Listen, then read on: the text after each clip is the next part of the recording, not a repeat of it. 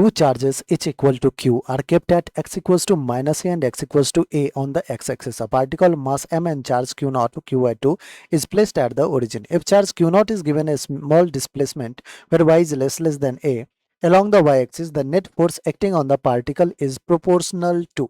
अब देखिए बच्चों, हमें गिवन है कि दो हमारे पास चार्ज पार्टिकल है और दोनों चार्ज पार्टिकल का मैग्नीट्यूड सेम है q एंड q, और लोकेटेड कहाँ पे है, तो कह रहा है कि एक चार्ज पार्टिकल जो है वो x इज इक्वल्स टू ए पे लोकेटेड है, दूसरा माइनस ए पे लोकेटेड है। ये रहा बच्चों x इज इक्वल्स टू 0, जिसको हम ओरिजिन कह लेंगे। अब ध्यान समझिएगा क्या कह रहा है कि माइनस ए पे भी q है, प्लस ए पे भी q है, q और q है। कह रहा है कि यहाँ से y एक्सिस पे, x एक्सिस इसको मान लिया तो ये हमारा y एक्सिस हुआ, y एक्सिस पे हमने क्या किया है, इस चार्ज Q नॉट को, यहाँ पे एक ओरिजिन पे चार्ज Q नॉट है जिसकी वैल्यू है Q अपॉन 2, इसको क्या किया गया है, डिस्प्लेस किया गया है, स्मॉल डिस्प्लेसमेंट दिया गया है y along the y axis. The net force acting on the particle. Late से बच्चों आपने यहाँ पे लेके आ गए हो Q नॉट को, ओरिजिन से आप कहाँ लेके चले गए, इस पॉइंट पे लेके चले गए, तो इस पॉइंट पे इस पे फोर्स लग रहा होगा, दोनों की वजह से फोर्स लग रहा होगा, एक की वजह से फोर्स।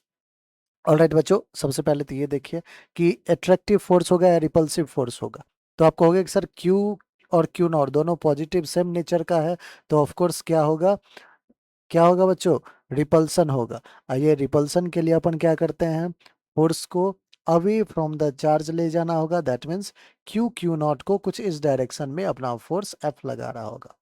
बच्चों अगर मैं इस एंगल को थीटा कह दूं तो क्या मैं इसको कह दूं थीटा, ठीक है, ये अगर थीटा तो ये भी एंगल थीटा, तो इस फोर्स के दो कंपोनेंट, एक थीटा के साथ वाला F cos थीटा और ये रहा F sin थीटा। ऑलराइट, अब देखिए सिमिलरली आप इस Q की वजह से जो दूसरा Q है वो भी क्या करेगा बच्चों, इसको मैं इस कलर से कर देता हूँ, वो भी क्या करेगा, अपना फोर्स लगाएगा इस डायरेक्शन में, F फोर्स। अगेन ये भी एंगल थीटा, तो बच्चों ये भी एंगल थीटा, F का F cos थीटा कंपोनेंट इधर जाएगा, F का F sin थीटा कंपोनेंट इधर जाएगा। बच्चों सिमेट्री है, क्यों सिमेट्री है, 0 से a तक में ये भी डिस्टेंस a, ये डिस्टेंस y, सिमिलरली ये डिस्टेंस a, ये डिस्टेंस y, तो सिमेट्री है बिल्कुल। ये जो डिस्टेंस होगा दोनों चार्ज के बीच का वो सेम है, फोर्स का मैग्नीट्यूड भी सेम है, चार्ज का मैग्नीट्यूड भी सेम है, तो आप कहोगे कि सर फोर्स सेम होगा, तो F sin थीटा के कंपोनेंट को कैंसिल आउट कर दीजिए, F sin theta component cancels out each other. Alright, तो अब बच कौन गया, F cos theta.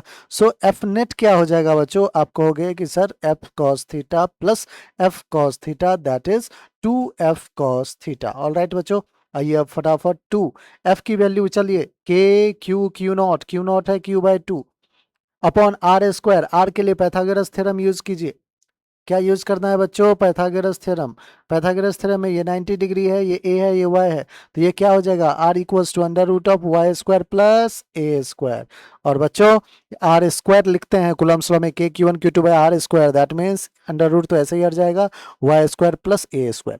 Cos theta क्या होगा, बेस अपॉन हाइपोटेनियस, बेस क्या है वाई और हाइपोटेनियस क्या है बच्चों, under root of r y square plus a square.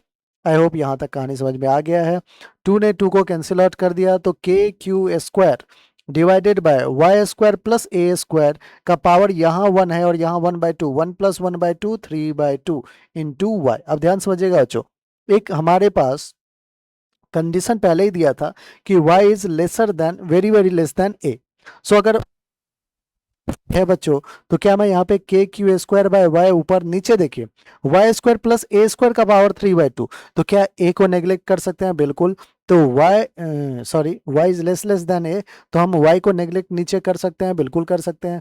क्या आ जाएगा, a स्क्वायर और पावर कितना है बच्चों 3/2, y को नेग्लेक्ट कर दीजिए, स्क्वायर ने स्क्वायर को कैंसिल आउट किया, तो आ गया KQ square by a cube into Y.